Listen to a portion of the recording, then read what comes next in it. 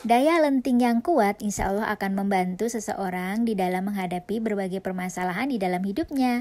Assalamualaikum teman-teman, selamat siang. Kali ini aku lagi di toko buah.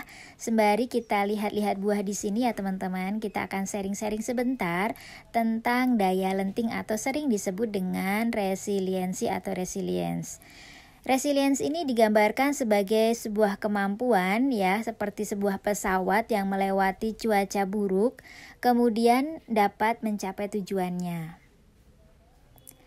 Nah, kalau secara ilmiahnya merupakan kemampuan seseorang untuk merespon segala sesuatunya secara sehat, produktif. Nah, ketika berhadapan dengan hal-hal yang mungkin menyengsarakan, bikin trauma, atau juga memerlukan usaha untuk mengelola tekanan hidup ya.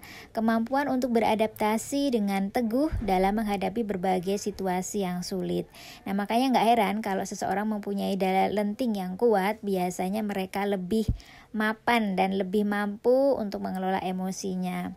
Nah, seperti apa sih contoh-contoh resiliensi ya yang bisa kita ketahui? Yang pertama nih, kita merasa bertanggung jawab dengan amanah-amanah yang diberikan kepada kita.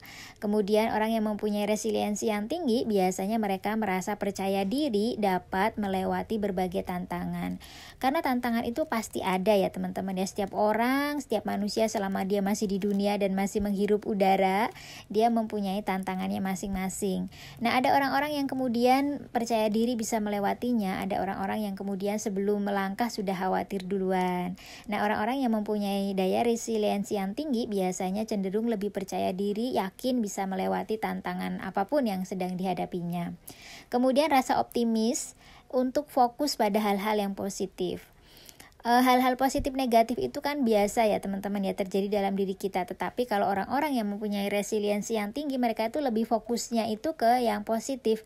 Negatifnya mungkin punya, nggak ada orang yang nggak punya sesuatu yang buruk gitu ya. Artinya ada hal-hal yang mungkin meresahkan, yang tidak diharapkan ya, negatif-negatif ini ada gitu. Tetapi mereka yang punya daya resiliensi yang tinggi biasanya lebih fokus di yang positif dulu gitu, sehingga lebih optimal di sana, lebih bisa memanfaatkan yang positif daripada kemudian berkeluh kesah dengan hal-hal yang negatif. Kemudian juga fleksibel dalam mengelola beban pekerjaan. Wajar loh teman-teman ya, kadang-kadang tuh kita capek banget gitu ya, atau mungkin kita lelah banget, entah itu emosi, entah itu pikiran, entah itu fisik ya. Orang-orang yang mempunyai daya lenting yang tinggi, dia tahu di mana dia harus berhenti, di mana dia harus melangkah dengan cepat ya. Jadi dia lebih fleksibel terhadap beban pekerjaannya. Kemudian juga biasanya mereka lebih lebih sabar ya, lebih sabar dan bisa mengontrol diri dengan baik ya teman-teman ya. Kemudian tingkat kewaspadaan yang dalam dirinya itu tinggi ya. Mereka lebih sadar dalam kondisinya gitu. Misalnya, oh ini tubuh udah gak bisa dijak kerja, berarti istirahat. Oh ini saya sedang lelah, maka kemudian saya juga butuh beristirahat. Nah seperti itu ya teman-teman ya. Biasanya orang-orang yang punya resiliensi yang tinggi juga punya karakter yang bagus. Mereka biasanya mandiri, bisa membina hubungan dengan orang lain lebih bagus.